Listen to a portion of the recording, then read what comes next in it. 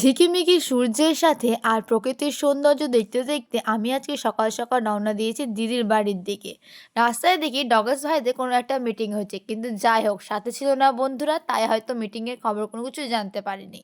বাস থেকে নেমেই বসে যাই টোটোতে। আরে ইয়ার মাম্মি দুপট্টা সামল আপনা। দেখতে দেখতে সবুজের সুন্দর দেশে পৌঁছে যাই আমরা, সাগর দেখে ছোট্ট একটা গ্রাম করাইয়া গ্রামে। সেখানে পৌঁছে দেখি বিছানার উপরে বালিশ, কাঁথা, কম্বল, ব্ল্যাঙ্কেট ছাড়াও অনেক কিছু পড়ে রয়েছে। সেগুলো দেখে একটু আধটু আমি অবাক হইনি গাইস, একটু অবাক হইনি। কারণ আজকে আমি এসেছি একটা ছোট্ট অনুষ্ঠানের উপলক্ষে। যেতে যেতে যেহেতু ব্রেকফাস্ট কাম লাঞ্চের একটা সময় হয়ে গেছিলো, ওই জন্য আমরা মাংস কষা দিয়ে পরোটা খেয়ে নিয়েছিলাম।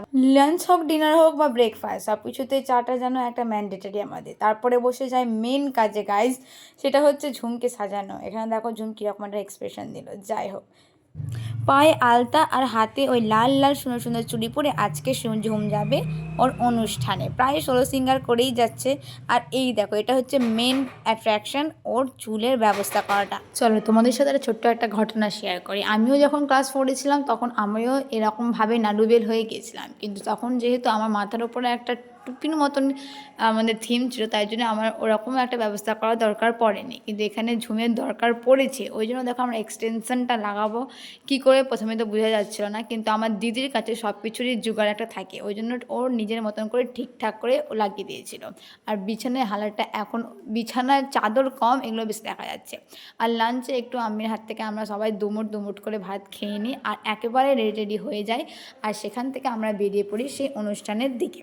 আর এই দেখো গাইস, একটা অনেক বড় মাঠ, যা জঙ্গিপুরের ম্যাকেঞ্জি পার্কটাকে চিনে, সেটার থেকেও প্রায় ডবল মাঠ, একটা ডবল মিটারের একটা মাঠ। সেখানে এক অনেক বড় করে একটা প্যান্ডেল হয়েছিল।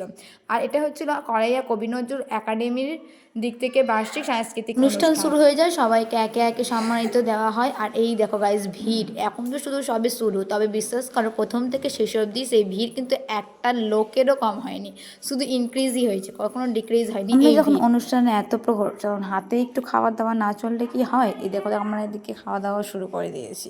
এর মধ্যে শুরু হয়ে যায় ছোট্ট ছোট বাচ্চা মেয়ে ছেলেদের নাচ গান আবৃত্তি, স্পিচ। এত ছোট ছোট বাচ্চাদের মধ্যে কিভাবে যে এতটা কনফিডেন্স এসেছে সেটা আমিও জানি না। আর সাথে দিয়ে দিয়েছিলো আমাদেরকে তখনই চা। উফ, এটা খেয়ে যা রিলিফ তা বলার মুখে কোনো শব্দ নাই বলার পরে। তারপরে আবার দেখো শুরু হয়ে যায় ছোটো ছোটো বাচ্চাদের নাচ গান, প্রকৃতির সাথে ছন্দে মিলিয়ে মিলিয়ে যেভাবে তারা সাজুগুজু করেছিল, যেভাবে তারা নেচেছিল, সত্যি একটা মানে মানে সব সব ছেলেমেয়েরা একেবারে ট্যালেন্টেড। প্রত্যেকবার আমি ভাবছিলাম হয়তো এই নাচটার বা এই গানটার পরে আর কোনো ভালো অনুষ্ঠান বা ভালো কোনো পারফরমেন্স হবে না, কিন্তু প্রত্যেকবারই বিশ্বাস করো আমাকে ওরা রং প্রুফ করে দিয়েছে। এক একটা ডান্স, এক একটা মেয়ের ইমোশন, এক একটা মেয়ের চোখের মুখের expression is killing, is killing. শুধু এমনি নাচ নয়, সাঁওতালি, রবীন্দ্রনৃত্য, নজরুল নৃত্য, সব রকমের নাচ নিয়েছিল। আর সাথে আমাদের ওই লজেন্সগুলোও ছিল নস্টালজিক হিসাবে। আজকে আমি পুরো সব কিছুই পেয়েছি। একসবে আমিও সে স্টেজের পার্টিসিপেন্ট ছিলাম, এখন এখন শুধুমাত্র অডিয়েন্স হিসেবে এখানে বসে আছি।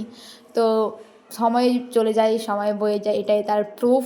আর এখানে কিছু সাংবাদিকরা এসেছিলো, তারা মানে কলেজ অথরিটির কাছ থেকে ইন্টারভিউ নিচ্ছিলো। আর আমি চলে আসি তারপরে গ্রিন রুমে। সেখানে দেখি ছোটো ছোটো বাচ্চারা নিজেদের ড্রেস আপ চেঞ্জ করছেন পরের নাটকের জন্য, পরের নাচের জন্য। আর আমি তাদেরকে একটু মানে আমি ঝুমকে আর কি ঝুমকে একটু হেল্প করতে যাই।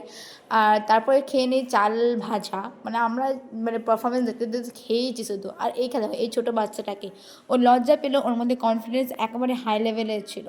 তারপরে সুন্দর সুন্দর ছোটো ছোটো মেয়ের নাচ গান আমরা আবার শুরু হয়ে যায়। আর এই যে তোমার ছোটো ছোটো বাচ্চা এত নাচ গান দেখছো, তার ক্রেডিট শুধুমাত্র এই মহিলাটাকে মানে আমার দিদিকেই দেওয়া যাবে বললেই চলে।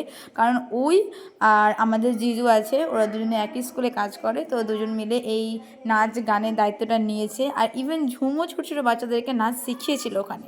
প্রায় 4 থেকে 5 ঘন্টা অনুষ্ঠান চলার পরে এখন আমরা বেরিয়ে গেছি। আর 1 মিনিটের জন্য ওরা আমাদেরকে বোর হতে যায়নি, এত সুন্দর সুন্দর পারফরমেন্স করেছিল ওরা। তারপরে দেখো এই সব ব্যাগপত্র দেখে তোমাদের কী মনে হচ্ছে, কেমন অনুষ্ঠান থেকে এলাম নাকি পিকনিক থেকে এলাম বোঝা যায় না। তারপরে মেন জিনিস সেটা হচ্ছে টিফিন নিয়ে এসে দেখো বাড়ি থেকে আমার দিদির সব কিছু বের করে নিয়েছে, টিফিনের মালপত্র, ডাব্বা খালি, গামলা ফুল হয়ে গেছে।